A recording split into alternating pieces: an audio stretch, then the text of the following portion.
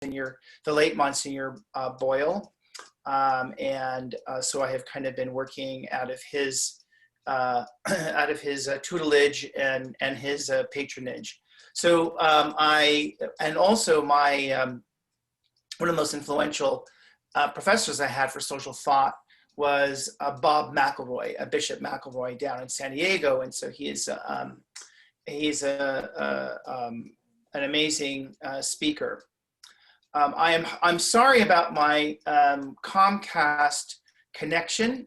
If any of you work for Comcast, I'd love to speak to you. And I will not use swear words, but Comcast is like horrible. So I am really sorry if I do blank out or not. Linda will send me a chat note and let me know if I am not audible, understandable, or if there's some kind of a hang up. So let me kind of start off and frame the conversation with the document, with the encyclical Fratelli Tutti, which is on fraternity and social friendship for Holy Father Francis. So I'm going to just kind of go through this a little bit just to kind of give us a frame for our understanding as Roman Catholics. How do we address the difficult and challenging issues of elections as we go into elections right now? We do know that there's a lot of issues at stake, and there's been a lot of activity over the past few years, and this activity has been very problematic for people who profess a particular religion, because the texts of that religion seem to be in conflict with what we see going on in the world. So we need to kind of look at what then is the place of politics. So the word politics comes out of polis, which means people. So politics really is, concerning itself with the welfare and the governance of people, of the polis, of the city. Politics is the art of kind of governing, making things possible. We believe Western civilization has grown out of the kind of presumptions that the decisions that are made by those who govern are really not just to benefit the governing class, but to benefit the entire society by sustainability, by fairness, by equity, and to assure that the commerce is done in such a way that there would not be this large conflict in a large underclass of people that would suffer greatly because of the system itself. So that's kind of the premise that all governance is, and that governance can take in the governance of the polis or the other people can take in different forms. It can be a benevolent king. It could be under military dictatorship. It could be under different kinds of ways of ruling. And the idea is that there's going to be a lot of different ways to address how the polis or how the people are going to receive this, have access to these goods and be able to live their lives in a very positive, fruitful way.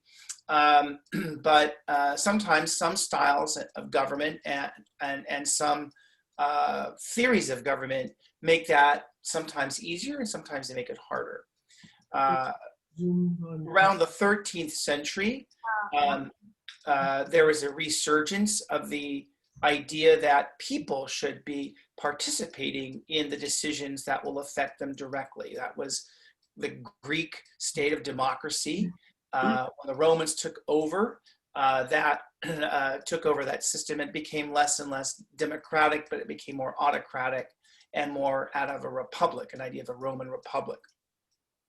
The ideas, however, of democracy or representative government have never died away. They've always been there throughout history. There's always been a desire to get the consent of those who are governed.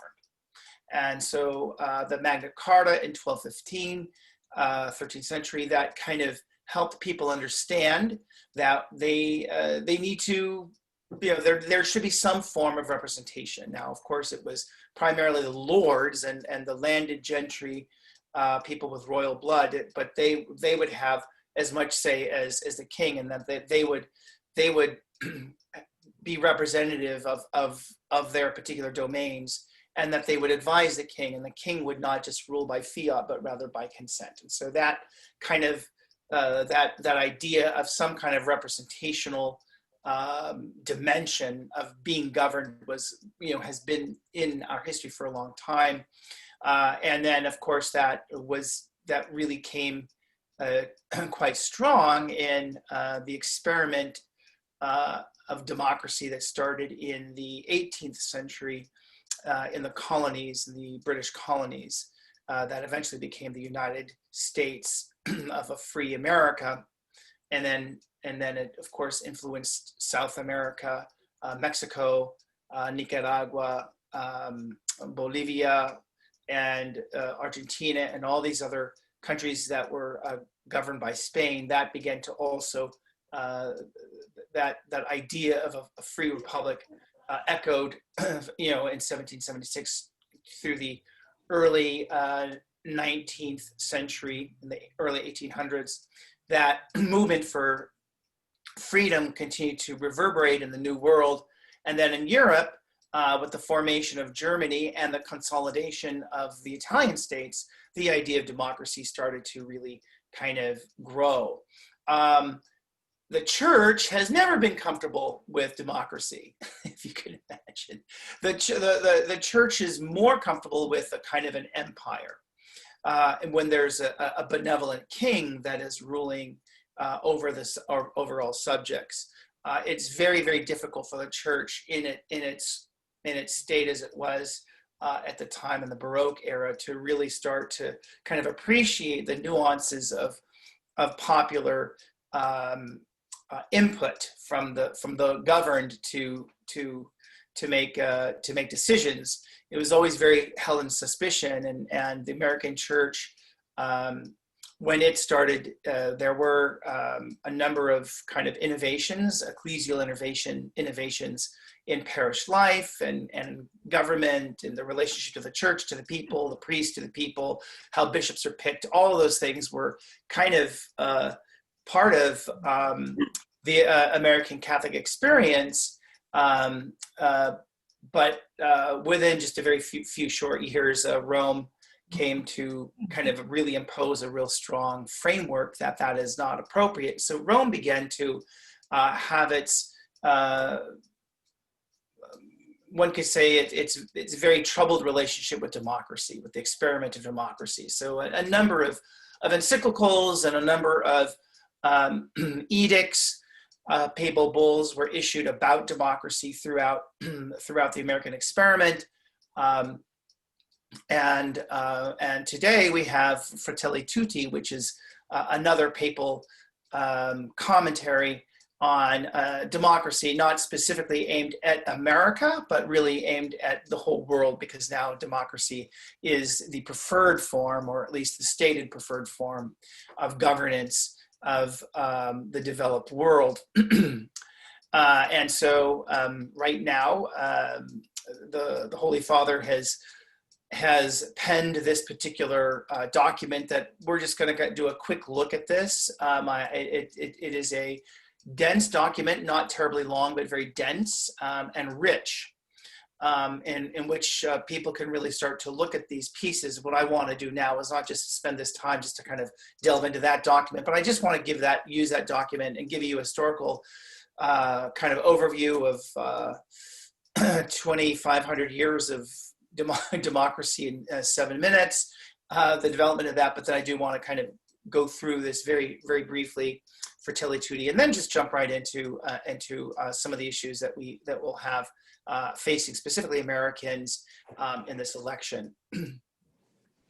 So first of all, Fratelli Tutti, it means all kin, all beloved, brothers, sisters.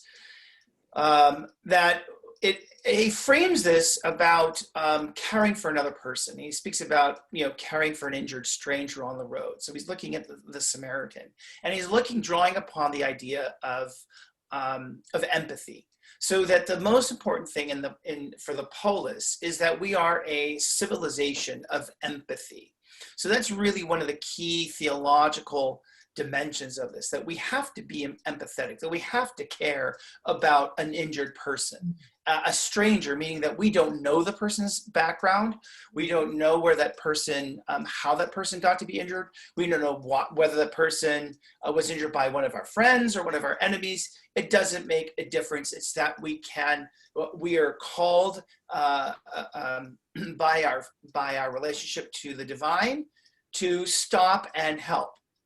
And that empathy is going to, that our capacity to be compassionate, our capacity to be empathetic, our capacity to enter into the world of the injured person is going to somehow guide us and form us into a political being. It will guide the type of politics we have and the type of religious participation, what we're going to be listening to in terms of religious guidance, and will define us in a lot of ways on multiple levels.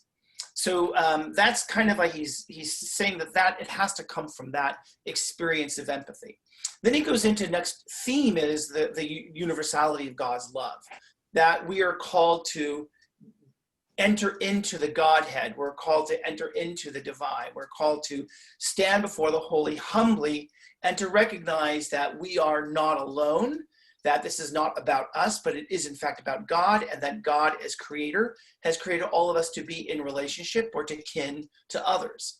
And so there he's offering this kind of a very interesting thing. We call it non-dual, meaning that there's not an us and them, but there's only one reality, and that is us together. There's not a them, there's not those people, but there is only the we, there's only the us. And that we live in this world in which all of us share in this world together. Regardless of how we divide up the world, regardless of how we see the world, we have to have this attitude of what he calls an open heart, meaning recognizing that we are all occupying a space together. And it's a social space, meaning that there's going to be some social realities that we have to understand and to reckon with. Families, the morality of good, the morality of evil, a certain ethic that allows us to affirm our connection to this world and to affirm the connection to one another. And so he says that we're therefore we're called to solidarity, encounter, and graciousness. These are themes that he has spoken about in many other documents, guided by the idea of solidarity, that we enter into ethical, spiritual, political, economic companionship with others. That encounter is that when we are not in a position of helping others and other people are the objects of our pity, but rather we are mutually transformed, which is encounter, and graciousness, that we recognize that we are humble standing before the divine, and this is not something that is mine and therefore I am thankful to myself, but rather this is out of God's abundant grace for all of us, and we therefore are grateful for this. We are not the owners of the planet, but we are mere stewards of it. So we are grateful for the time we have here and for the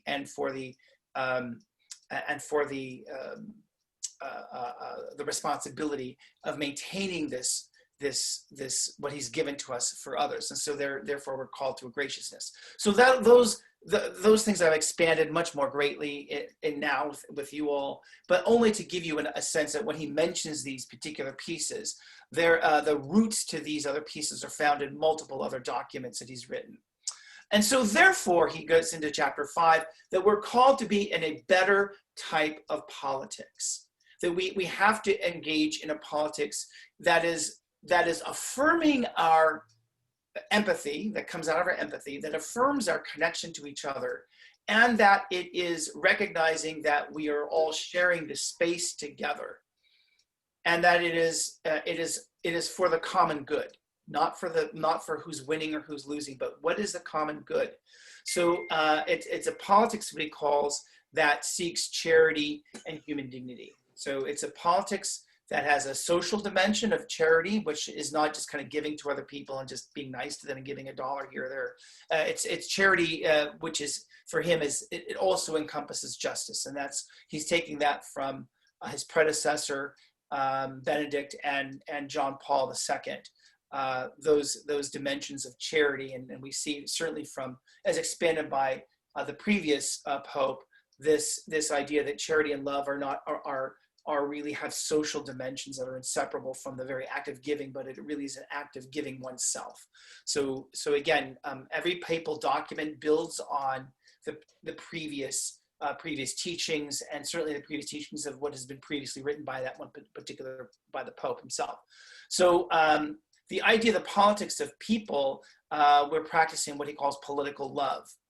That means political love means that we are integrating our concerns about the economy with the social and cultural fabric that is consistent in what he calls a life-giving human project. And that's a very technical way of saying we basically need to consider the context of politics has to be for the sustenance of human life, and that human life is not narrowly defined as life in the womb for 9 months, but rather a social life in which an individual is now interacting with different actors and different realities in the fabric of society.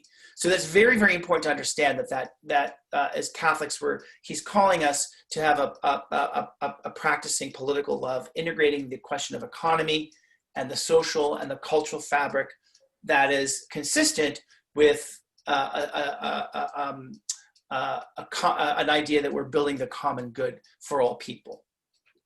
So he says that when he goes into chapter 6, then how do we get to that kind of politics, that politics of love? And this is where he critiques this, is that he sees this, and it comes out of his own direct experience in Italy, the growing fascism in Europe, the growing right-wing movements, the nationalist movements, the anti-immigrant movements, of which he is keenly aware of all of these things from his own experience and being a South American, but also one who is watching all of these things unfold in Italy, Spain, Greece, Eastern Europe, watching how this anti-immigrant movement and a politics of hatred of the immigrant, hatred of the refugee from North Africa, from Iraq, from Syria. All of this is certainly playing out in Rome, and certainly playing out in Europe. He's not writing this just to kind of squash American nationalism, which is also a nativism, which is certainly an issue that we can talk about today as well. But he's recognizing that there is an anger and a prejudice and a hatred and a racial animus that is erupting in the world, and it's a phenomenon that is not just happening in one place, but in multiple places. And most scary to him, it's really happening in the developed world, in established democracies. So he says that the politics of this love that we have to learn how to dialogue in a way that's open to the world and to build social friendships. So that's chapter 6 of this. These are not large chapters, they're just paragraphs kind of thing. So it's basically looking at to manifest an open heart, again, using the open heart, empathy, and we're not talking about who's right and who's wrong, who has a better idea or who has a terrible idea. The question is, how is what our decision in politics going to help the person, the stranger who is in the ditch, going back to the Good Samaritan? And that's the kind of dialogue we have to have. How is what you're saying to me going to alleviate the suffering of the person that's lying in the ditch? And how is it going to build towards the common good so that all of us can enjoy the fruits of the harvest? How is it that it's going to sustain the planet so the planet doesn't be depleted within a generation? How is it going to give rise to what he calls a culture of encounter, meaning how is it going to help us recognize the stranger, the person who is the other, to allow for a free interchange of human persons in which we can look across race, culture, religion, and have a true encounter with another person, and to be mutually transformed by that encounter. And that's kind of what he's looking at, is that dialogue has to lead to these positive things. So the dialogue does not begin in who's right and who's wrong, who do we vote for, who do we not vote for. But the question is, how is this decision, how is this candidate, how is this proposition going to alleviate the suffering of those who are lying in the ditch? And how is it going to build a society in which all cultures and all people are respected? And then he goes on in chapter 7, which is, it's not just enough to have an encounter, but we have to face the realities of the past. We have to recognize that there are some structural realities. And this is something that, I think that we want to talk about this. And if any of you have questions about this, I'd be happy to. I think this is something that merits some kind of question. And we use the term racial, a lens of racial equity, right? Meaning there's systemic racism, systemic prejudice. It's not just to have an encounter, but we have to face the reality of past injuries, past misencounters, meaning that we have to kind of look at how have we as a society missed the mark? How have we as a society have embedded in our own governing structures and our public policies certain positions that have either covered up the wounds or have actually made the wounds more unbearable by the way that we are kind of continuing on with the way we're doing. And so he says that we have to kind of deal with the recognition of the historical truth, right? Which he calls the inseparable companion of justice and mercy. That we have to look at the historical truth. We got to look at how Christianity has often not been an evangelization effort of love, but it has in fact been an instrument of the empire or instrument of colonial presence in Asia, in the New World, in Africa. How is, the church itself is culpable. And so he's not just kind of saying, oh, bad people, everybody else in the church is perfect. He's also and certainly this is true in his many other documents.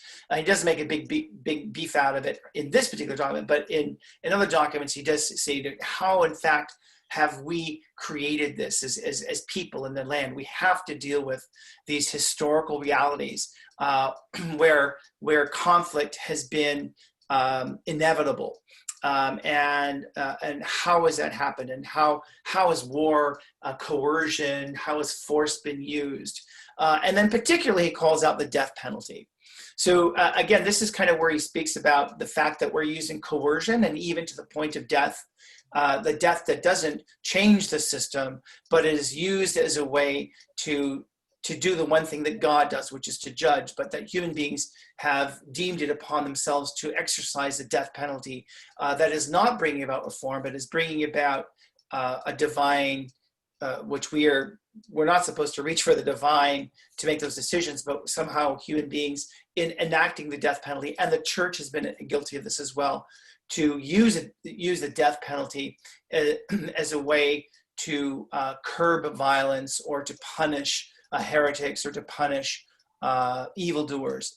And in this particular document, it's unequivocal, it's very clear, black and white, that war must be rejected and the death penalty as a practice must be eliminated. So those are pieces that have that he's calling out that have in very plain language. It's been called out by the United States Conference of Catholic Bishops, by a number of other and other conferences throughout the world have spoken about ending the death penalty, have spoken about ending war, and other popes have spoken about it's bad, it's unfortunate. The Catechism has spoken about the war and the death penalty, but in this particular encyclical, he is specifically calling out for an end to the use of war, forceful coercion, and the end of the death penalty. So that is a very clear kind of development that we're looking at. It's not anything new. It's been on a trajectory for many years, for decades. But at this point, in this particular encyclical, it is really called out.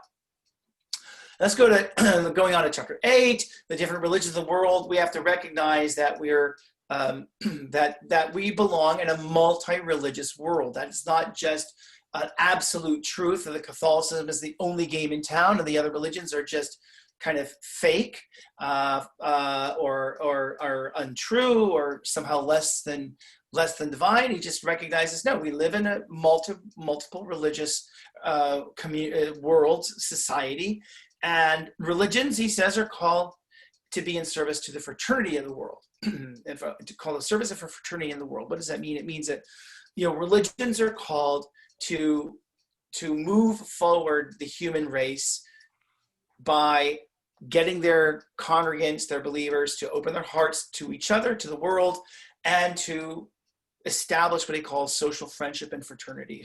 And so that's very clear. So he's really wanting that he understands that religions exist.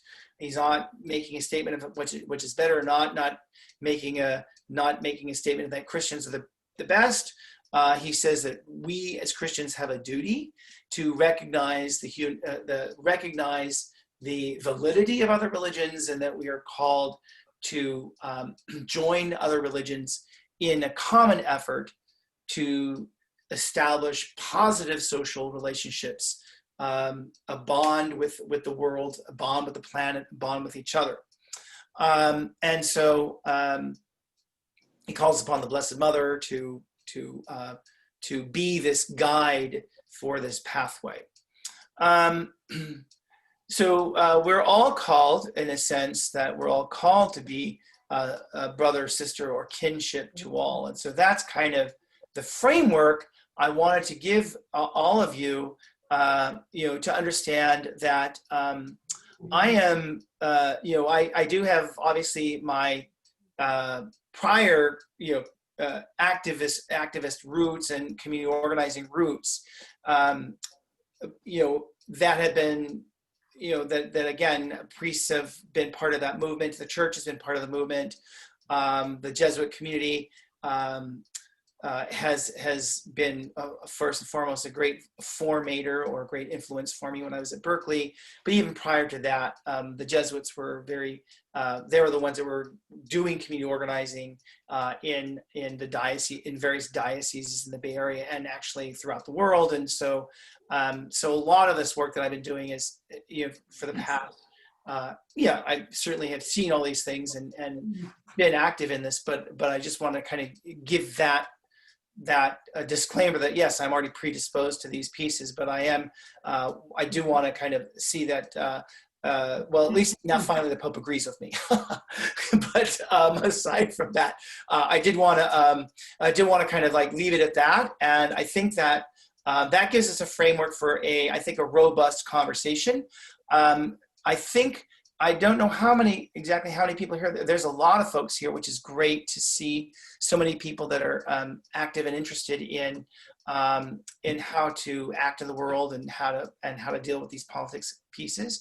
So I think that will really help us. Of the 29 participants that are here, why don't we just start throwing some questions out on the in the chat for everybody, and we can start putting those questions in. I love your cat, Ken. Mine is behaving in the back chair. He's going to be clawing me for dinner. By the time I'm done with this, he'll be saying, "Give me food, give me food." But I want to talk about some of the issues that are going on right now. So I think that we want to talk about the racial lens, and that's a really big piece that we're looking at.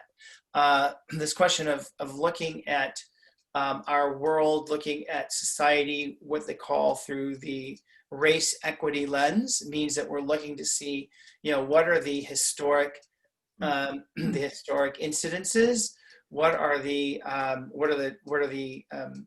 events, and what's the data show in terms of disparity between people, and who's in poverty, what percentage of that particular cohort of the population is in poverty? Is there anything that's historically conditioning their poverty? And so these are pieces that I think that the Holy Father is aware of, but I think that we also want to kind of look at those pieces now.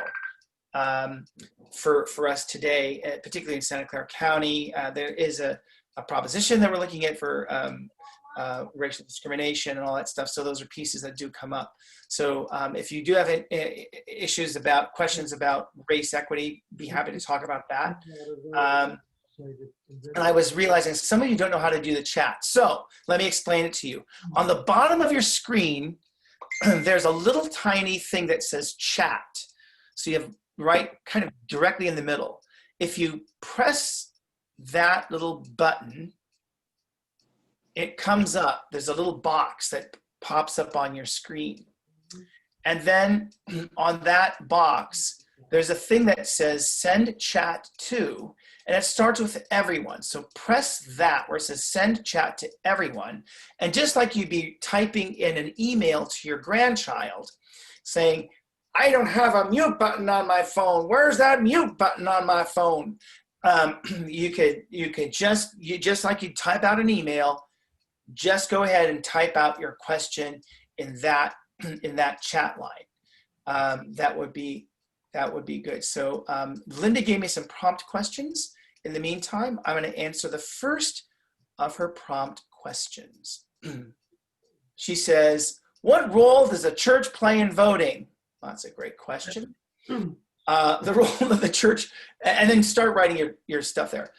Just do this. This is a random question. So the church's role in voting is what it's not. Let me just start off with the church's role is not to do. Is not to make you feel that you're a sinner voting for one thing or another.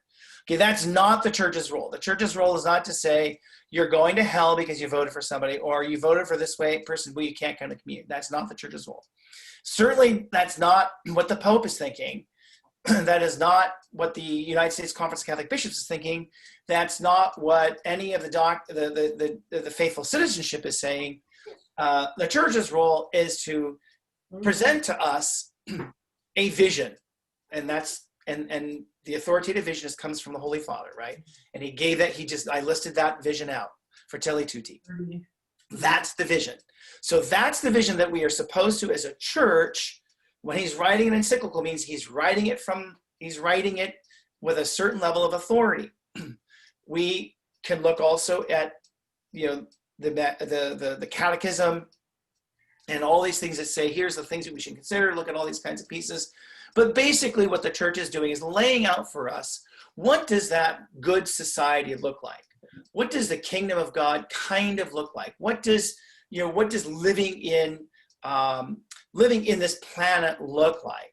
And there's been a number of documents, papal exhortations, kind of the Vatican II documents that really talk about, most highly authoritative, of course, is right now for us is Vatican II documents that begin to show about what the church is in the modern world. The church in the modern world is not an enemy of democracy, but the church is to support the people making decisions. So that means it doesn't tell the people how to vote, but rather exhort the people to think about what that positive, loving world looks like. What does society, what does it look like? Pope Francis, speaking from the encyclical, from the authority of his office, is telling us the way we can do that is to look at the suffering of another human person. And who is that stranger in the ditch? How are you going to react to that person? How is your heart going to be open to that person?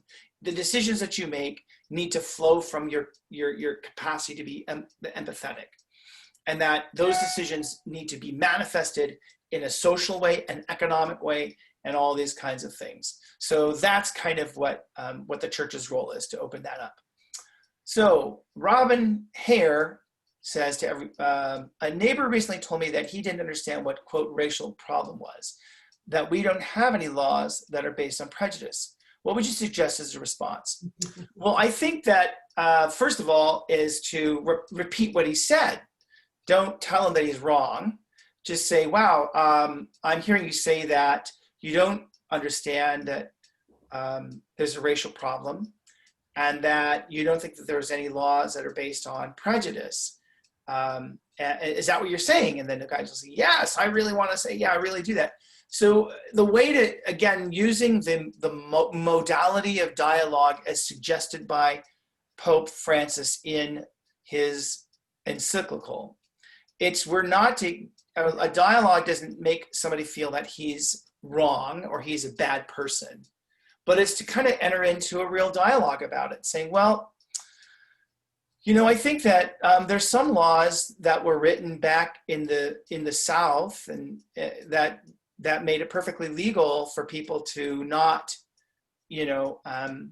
swim in the same swimming pool and drink from the same water faucet or use the same bathrooms. And those laws were eventually overturned because they were found to be,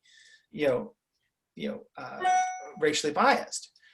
We used to, and you can I use the example that when my mother and father bought the home, the big decision of them buying where they bought the home was because it was the one place that my mother, who was not white, it was a place where she could actually put her name on the title.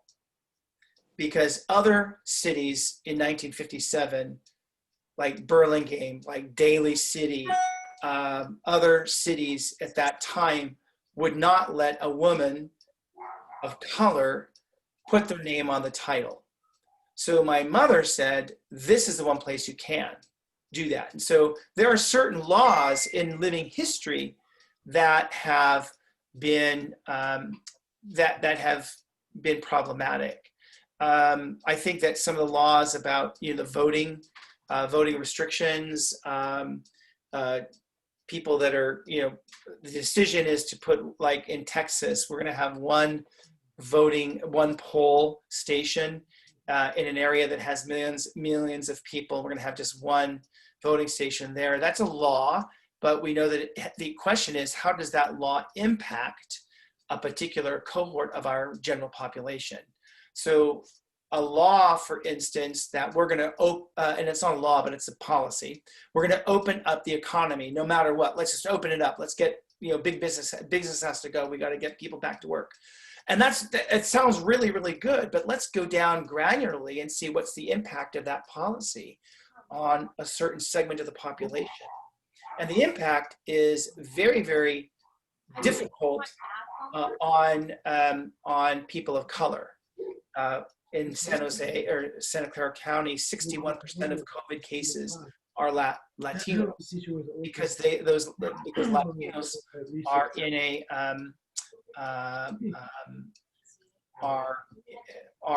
are unfortunately first responders, or they are essential workers, and they are placed in positions where they don't have the PPE and all that kind of stuff, and so that and low-paying jobs that don't really have all the protections set in place. So they're more vulnerable. So when you say, let's just open the economy without having protections in place, without taking into consideration low-wage workers that are working often in cramped, close quarters that make the functioning of their jobs impossible to do if they're doing social distancing, we have to kind of recognize that impact without and making other adjustments is going to be very difficult. So again, it's not just laws, but it's also policies that we have to ask the question: how does this impact a certain segment of the population? So again, we don't kind of sit there and tell that your neighbor he's wrong or anything like that. You just enter into a dialogue and you just try to ask deeper questions. Is it, I see it differently, and I see this is what happens, and how do you see it? And it's a dialogue, but what you don't want to do is get into a thing of telling him he's an idiot or he's wrong or anything like that, but you're trying to understand where he's coming from. And again, the purpose is not to prove him right or wrong, and yourself right and him wrong, but the purpose is really to enter into a conversation that leads to a better society. The church's position on birth control is very clear. To everyone, I think we all know this. Every sperm is sacred. That's what there's a song about that in Monty Python as well. So the church's position is that we do not use birth control. We have to be open to life as God gives it to us in the most natural way possible. Donna writes, does the church accept that there are different ways to get to caring for the person in the ditch? Yes, of course there are. We can yell to the person that's in the ditch, pull yourself up by your own bootstraps, and then throw them, not a lifesaver, but a copy of Ayn Rand's a book, and just sort of give them a copy of that which may or may not be really helpful. So we have to ask ourselves, is there even a bootstrap to be picked up on? And can the person read? Can the person help themselves up? So the idea is that how are you engaging directly with the person? So there are different ways to do that. But the idea is that the church asks us to go into the ditch and to encounter that person who is hurting. So whatever it is, whatever decision or how we're going to go about making that decision, we have to, first of all, have a direct encounter and allow that person who is who's lying in the ditch, hurt, to tell their story. And there may be, historical reasons why that person's in the ditch, as the Pope talked about. There may be social realities of why that person's in the ditch. That person, you don't know what that reality is until you really enter into this experience of encountering and talking to the person. You can't offer solutions without first asking the person what's going on and to understand the social realities around the conditions of what that person to a ditch. So that's what the church is what Pope Francis is asking us. The kind of politics of encounter, the politics that leads to a better understanding is to first find out what's going on rather than to offer a solution. And just tell them, from a distance, pull yourself up by your bootstraps. It is climbing into that ditch to enter into an encounter and really ask that person what's happening. Is it a sin to vote for? Shirley asks, is it a sin to vote for a party that is, quote, pro-choice? I don't know what pro-choice or pro-life means, because pro-life has been a term that has been co-opted and narrowed so narrowly and so particularly in such a way that whenever people say they're a pro-life politician, what they've done is they're taking the definition of what pro-life means from a political party. Okay, so the tail cannot wag the dog, right? So the church's teaching about what life is, what pro-life is very, very clear. This encyclical is all about pro-life. And so to narrow it down so specifically and having it narrowed down by a political party for political, for perhaps, votes and is just really it's just regrettable. In fact, there's Bishop Stetz from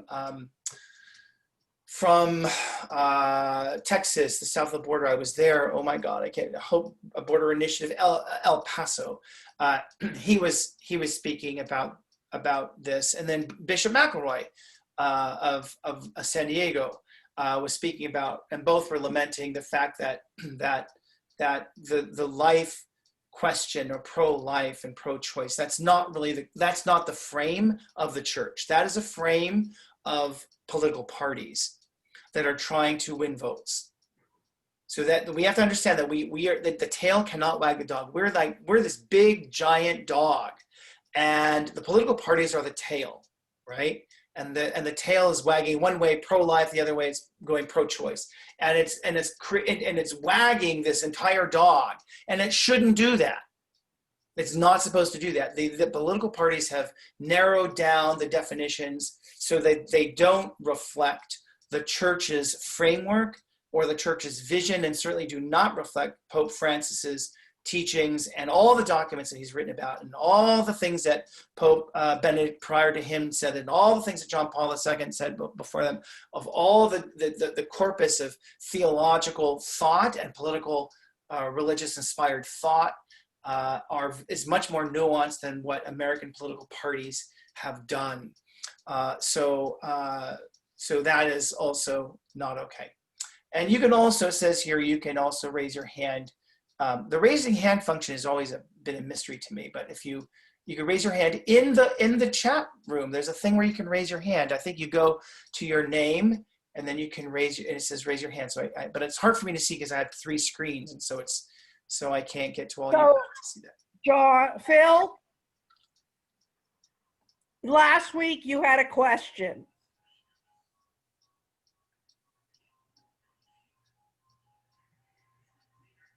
What was that? I said last week you had a question about where the church is. As far as which one? Well, As any far of as yours. Ask your question. abortion? Any, Yes, whatever you I've been want to reading ask. things. I've been reading things from the diocese here, from what's the new bishop? Bishop Cantu? Bishop Cantu. Cantu. And it seems to me that the writings are saying something to me that I should be voting for the Democratic Party because of something or other. But the Democratic Party, as far as I'm concerned, and I might be completely wrong, is looking at increasing the monies that are going to the I don't call it pro-life or uh, the organizations that are promoting the abortion to women. Yeah, I think and then that. Thank you for that question, Phil. That is something that a lot of people are kind of dealing with. So let's look at that for just a second and step back and again looking at some of the the data, which means that it's things that have happened that are public, measurable, and therefore you can analyze it. I get my. And so historically, under supposedly democratic governments or administrations, abortion had actually gone down.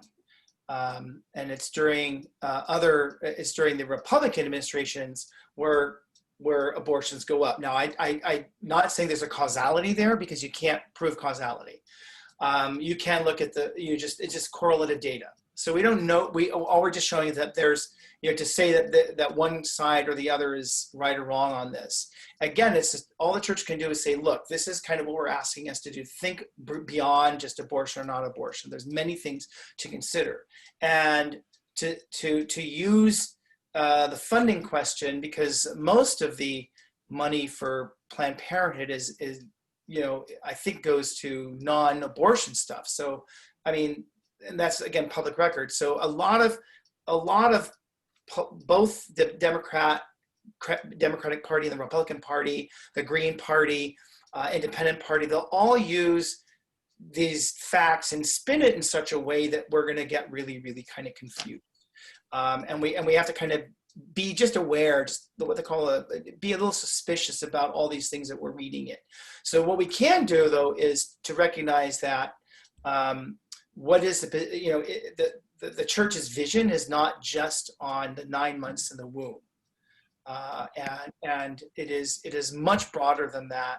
And it's not to say that we're going to just abandon the desire to end abortion. The question is what's the way to end abortion? What's the way that one should? What's the best and most effective way to handle the regrettable and sad and the tragedy of people making these decisions, and having to be in that decision, and what does that mean?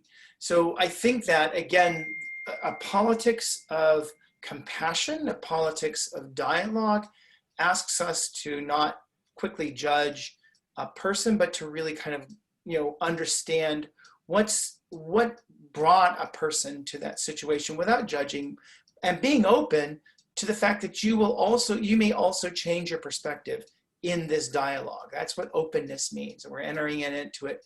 The same person, we leave that dialogue the same person. That's not a real openness. But when we have a real conversation and when we're truly listening, we're mutually changed, and our perspectives are nuanced or changed to some degree by listening more deeply into what has been going on for that person.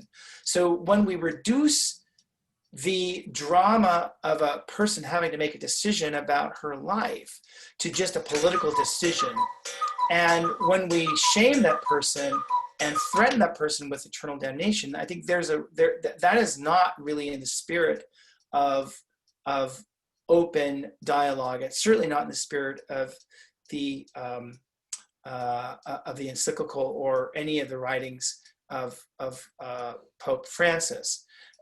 We are called, I believe, to listen more carefully, more nuanced, and more openly.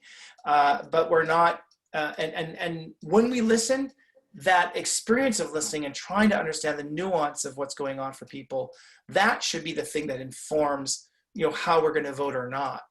But I think that we have to also ask the very practical question: is just outlawing abortion going to stop people getting pregnant and wanting to terminate the pregnancy?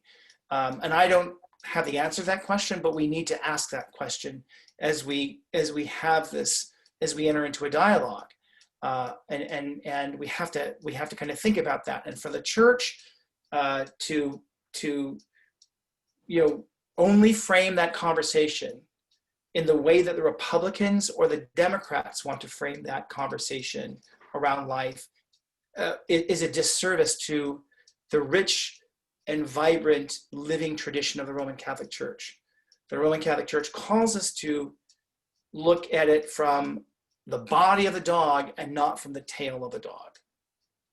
So I don't know if I answered that question, but I want to just respond and to say I get your dilemma. It's really, really difficult. And then one other thing, I went on the internet, put in their request for information on abortions, annual abortions in the United States, and it's like 1,600,000. It is very, very scary. When heart disease is 600,000, cancer is 580,000. This is one of the charts I found. And accidents 121,000. Abortion is 1,600,000. Right. How do we stop that? Yeah, I think within that number, it's also that that are spontaneous abortions, that are that were not caused by human hands. It's a number of other things that are going on, so that those numbers that we're looking at are very different. So we have to also ask ourselves, let's do a thought game for a second. Let's say that we have 1.2 million more people to feed each year, and that's going to also exponentially grow. So we're going to be, so we're saying, well, there's going to be no more abortions magically, and then all of a sudden we're going to have 1.2 million people this year, and then the following year, by birth rates, it'll be 1.9 million. The following year, it'll be 2.7 million more people. So we're going to be, the population will really grow. So we have to ask ourselves, it's not just the getting born, the gestation question, it's what do we do once they're born? Because that's the Catholic question. So what are we doing when we do that? How are we going to provide health care for all those children to make sure that they're having healthy lives? How are we going to provide for the mother to, are we going to change our employment laws so that the woman in a low-wage job is able to return to the low-wage job and also be supported by that low-wage job in her carrying her child to term, and then time for the bonding of the baby, and the husband to bond with the baby or the partner to bond with the baby, and to provide child insurance, health insurance for the children? How are we going to also sustain? I mean, these are things that we have to think about. So when we frame it only at word gestation, that's not pro-life, that's pro-gestation. So it's not the grand old party, it's the gestation only party. So we have to say that we are if we're Republican, it's a grand old party. What did that mean? What did that stand for? And that's the thing that we want to look at. Okay. Yeah, so let's go to the next question is, are priests allowed to recommend a party or candidate in their official capacity? No, they're not allowed to do that. That was a good question. And the answer is no, you can't do that. Linda, you had your hand up. Did you want to moderate some questions? Yeah, I can do that. But the other thing is, going back to the abortion thing, someone made a statement last week, and afterwards, Donna and Mike did some research on that issue. And Donna, jump in. So you mean about the years? Yes. Okay, so yeah, I was surprised, and I think Father John already touched on this about the years of 2011 through 2017, and that's where the data stopped that I saw. The abortion rate went down quite significantly. It was dropping each year. Is that what you meant, Linda? Yeah. Yeah, so, and Father John did talk about that because he said, you know, we don't really know the reasons for it, but it did go down in those years. There were several factors in the article I read that they considered may have been the reasons for that. If you go to the internet that I went to, I got tired of counting the charts. There was 100 and some charts. And it kind of tells you what's happening is that less and less or more women in the 19 to 44 are using more condoms, are playing safe sex, and then there is a dramatic drop from 2008 to 2017. Yeah, Tremendous drop. I was really surprised. yeah. But then you look at another chart. It's very confusing. I looked at another chart, and it showed the drop of the regular, I guess you call it regular abortions, mechanical abortions. But then it shows in the same chart that there is now an increase in the chemical abortions. Now I guess that must be the pills before or whatever, or after. So it's like I said, there's an awful lot of information there, and I was really surprised that there is so much of a drop in the abortion rate. But then also it shows you the ethnic situation with abortions, and I won't go into that. But if anybody wants to see those charts, I mean, it's amazing. I was floored by them. Yeah, I think that we, looking at those, looking at the various charts is very helpful and the analysis of this. I think we have to be, it is a bit of an art form to kind of look at analyze these charts. The correlation is very, very, there's a lot of correlations to this, and there's a lot of kind of thinking around what happens and look at the data. When these things happen, these things seem to go down. It's a little more tricky to actually definitively say this is the reason, meaning causality. So we can look at correlative data to show that when there's greater access to healthcare, when there's higher use of contraceptions and et cetera, that we show, it goes down. The other thing that they haven't talked about, which is interesting, but millennials are having have less sex than previous generations. Those of us that grew up in the 70s and 80s, there was far more sex going on that time than there are apparently, than there are now. I mean, so yeah, it's really interesting. The one chart showed that mid 50s to mid 70s during the Korean War. Mm-hmm. I think it was the Korean War. There was a huge birth rate during that time. Right. So there's and there's not that much of a birth rate now. It's a very low birth rate. We're looking at lower birth rates in Mexico, very low birth rates in the United States. Yeah. It's interesting because with this lowered birth rate, we're looking in 5 to 10 years, we're going to see a real need for more labor. And we just don't, because we don't have the population to sustain us. So I do want to get to Rajesh's question. Okay. What is the position of the Catholic Church on universal healthcare in the United States? Very good question, Rajesh. Healthcare is a right. It's not a privilege. So the Catholic Church teaches that healthcare is a right. Now, if something is a right, that means that there should theoretically be laws and public policy which uphold that right, that protect that right, that fence in that right, and that resources are flowing to make sure that that right is had by everybody. So that's a Catholic Church. Welcome to our series on civility, dignity. Linda, are you talking to us? Linda, you're talking to us? No, sorry. Someone's talking and I can't really tell what's going on because they're getting caught. I think it's a recording from last week.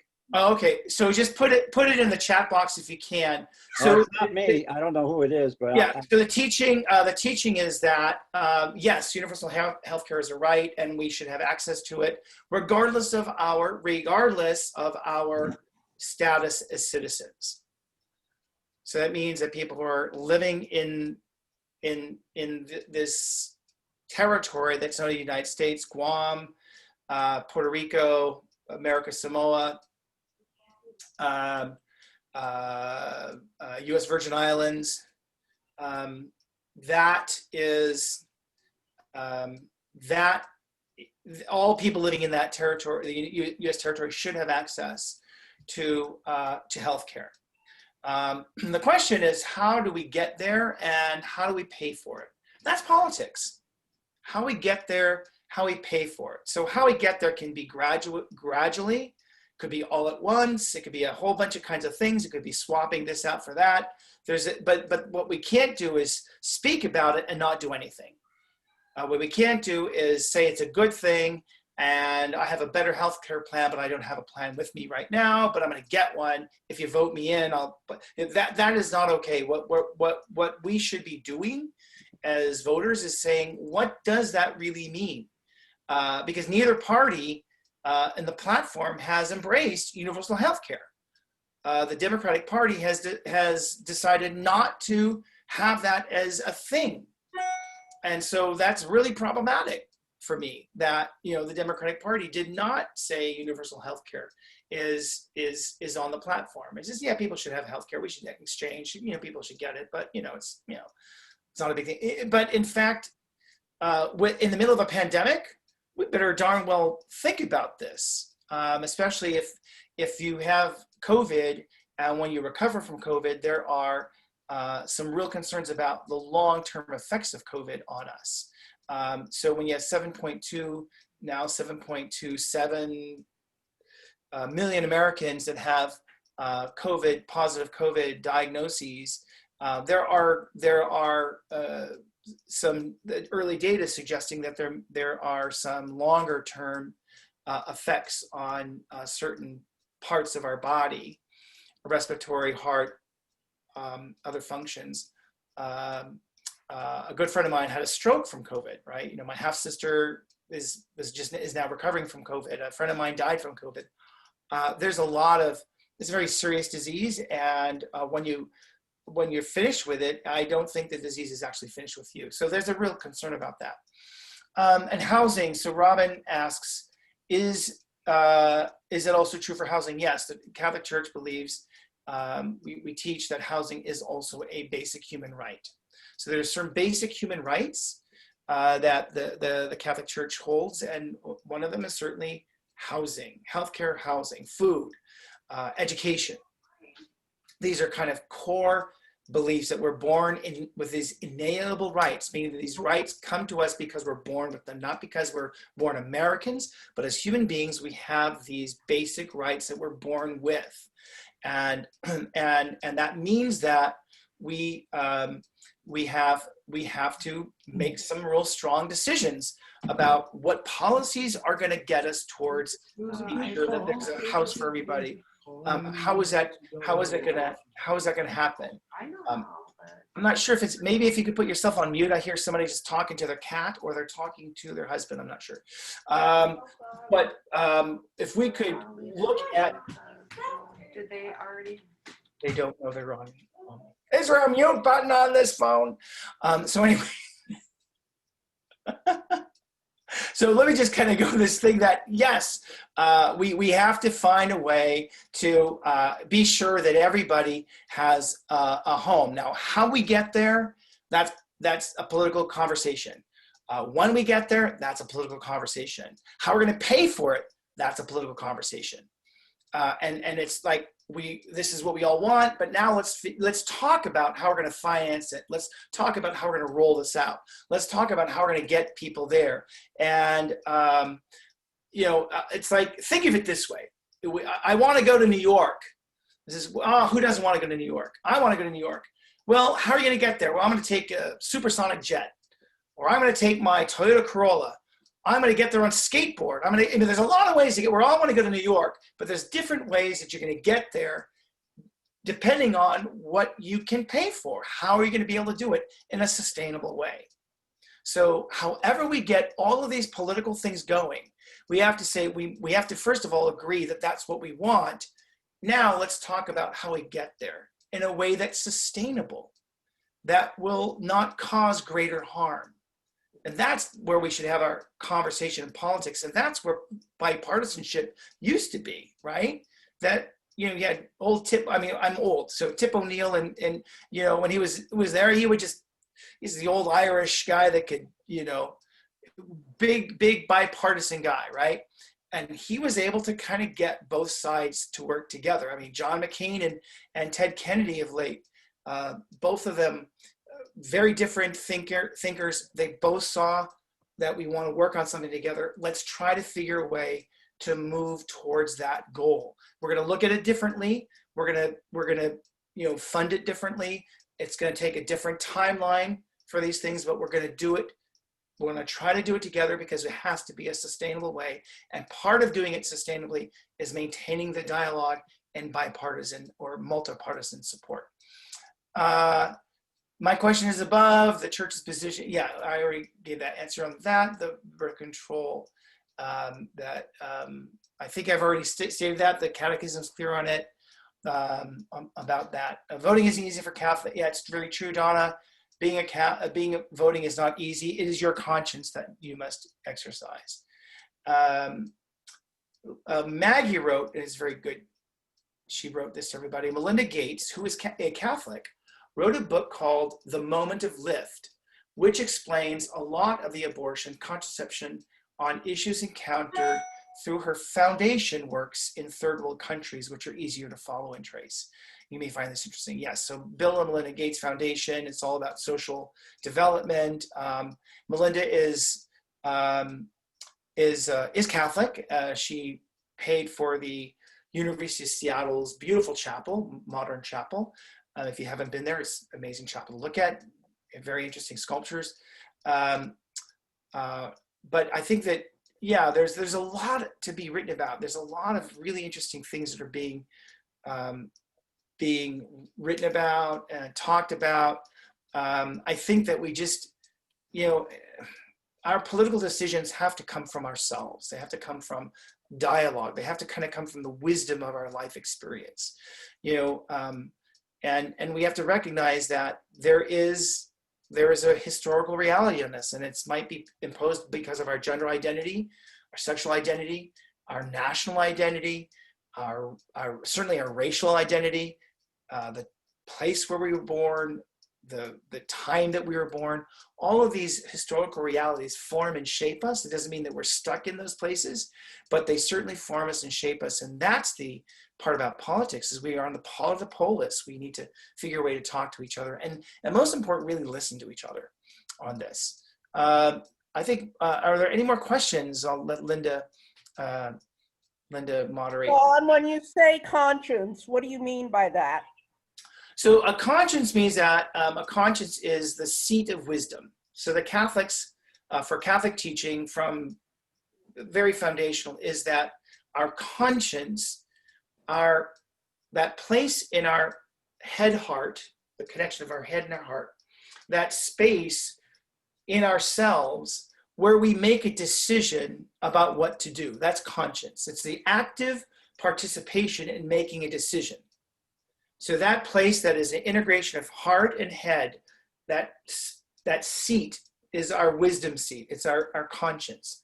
That conscience isn't formed in a vacuum. It's formed in an interplay of our historical realities, but also our relationship to God, and how that relationship to God is influenced by our participation in church as Catholics in our church, as Muslims in the mosque, and for Jews in the Torah, and etc. So every human person has this seat of their wisdom, and it is that we're called as human beings, regardless of our religion, to have that conscience formed by God. As Roman Catholics, we believe that conscience is formed by a relationship to God, and that it is also, in addition, formed by the teachings of the church. So we have our historical realities, we have our personal experience, we have a relationship to God, and we also, as Catholics, we also have a relationship to the teachings of the church. All of those things are going to be in the chamber of wisdom, our conscience. And the decision, however, is our free will.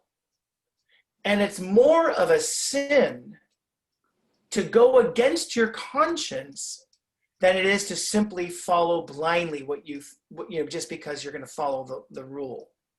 So it is more of a sin, is a mortal sin, to go against your conscience, even though you're following the rule the right way. So it means that it's that serious.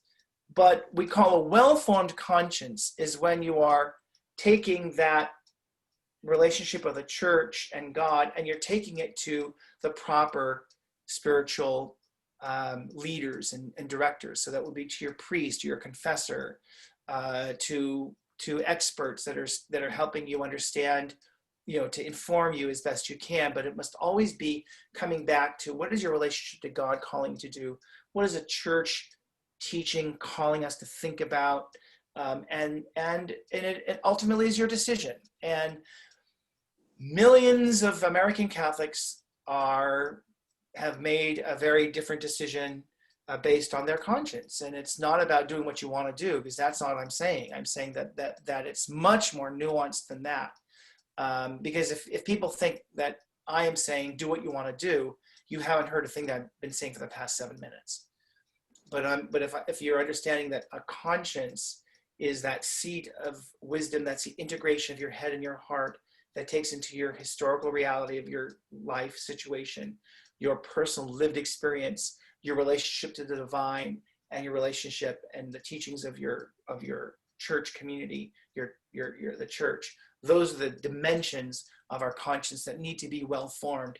And at the very end, the decision is in your hands. You have to make that decision, and you can't just simply doing it because someone's coercing you to do it in a certain way. Is it true that we often Carol's asking if we make decisions about how before we have decided on what we value? Is it true that we often make decisions about the how before we have decided on what we value? That's true. That's kind of what it is. And that's where being a person of the Catholic persuasion makes us, Catholicism is really a thinking person's religion. It's not an easy religion. It's actually a very complicated religion. You got to think about it. And a lot of times we think that Catholicism is easy because all I have to do is just follow what, the guy in Rome says, or follow what the priest says, follow what your nani says to do. That's not it at all. But it's a much more complicated affair. Rajesh, another question from him. Any tips on how to draw the line between government overreach and self-reliance? That is an interesting question.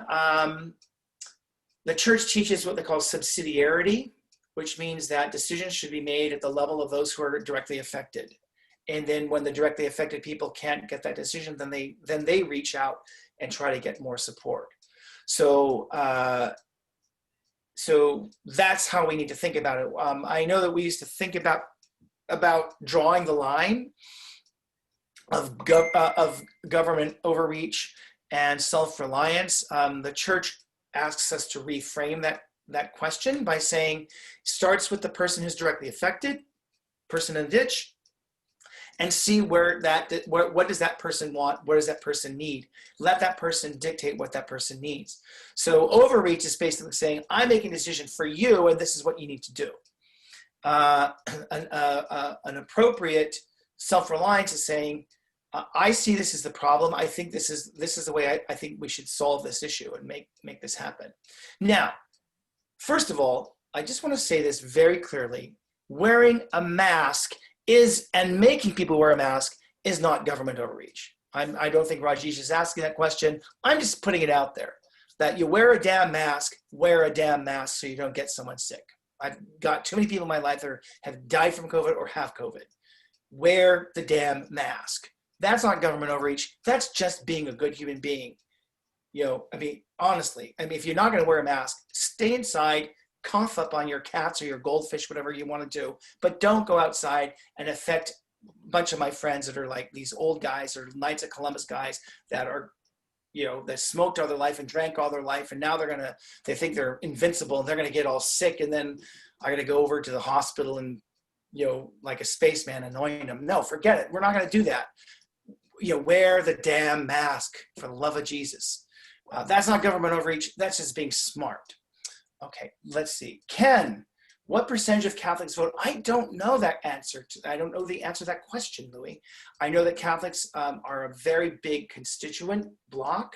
I know that that both political parties were a little bit upset by the Pope's release of Fratelli Tutti. Particularly the GOP was really like, this is kind of throwing a wrench in our work in Pennsylvania. That was a lot of the chatter, as it were, on those of us that are nerds about politics. But I don't know what the percentage is. I know that Catholics are a big factor in New Orleans, huge factor in Pennsylvania, large factor in some of the other swing states, Florida.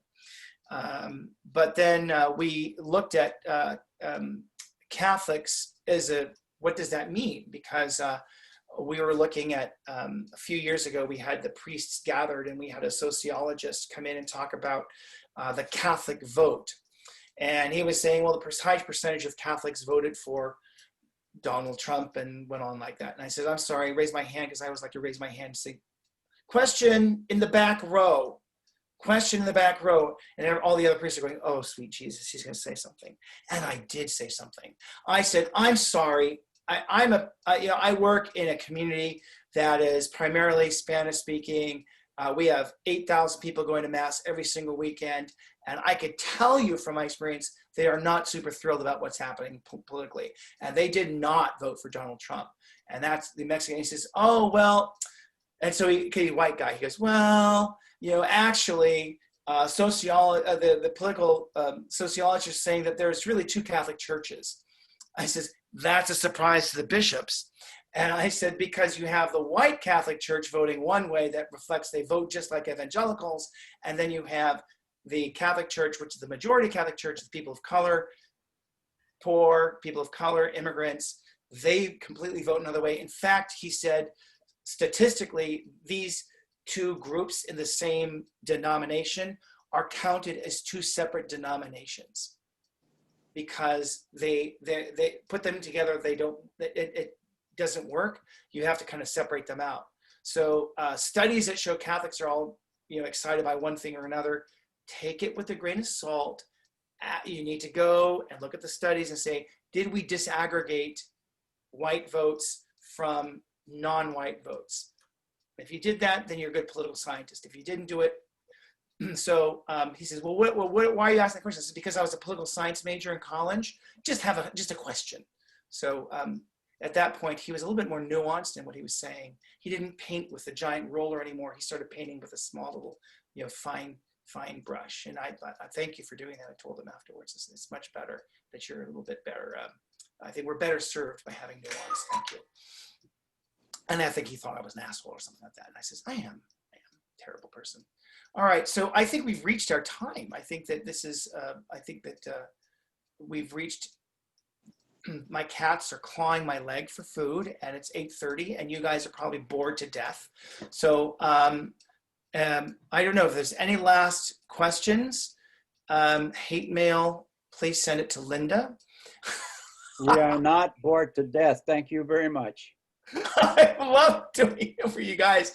I love this group. I love having everyone's thoughts, and I'm glad that we can do this together. I want to thank Linda. I don't know are you guys all folks from Santa Teresa Parish? No. Not all of us, no. All of you guys? We have some resurrection people I see my buddy Joan Shank. and Cabrini. Cabrini. Cabrini, the last stronghold of pre-Vatican II. I love it.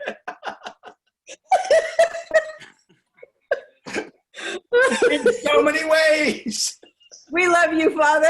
I love it there. I went there, I was going to say, and Michael Hendrickson says, oh, I don't know how'd you do if you preached at this church. I don't think that'd be a good idea. And I said, no, probably not. Thank you, Father John. Thank you, guys. It was great to be with you all. God Thank you, bless Father John. You opened our minds. Thank you. Okay, Thank you, Thank Father. you, Father. All right. Thank you. next week. Bye-bye. Good night. Bye.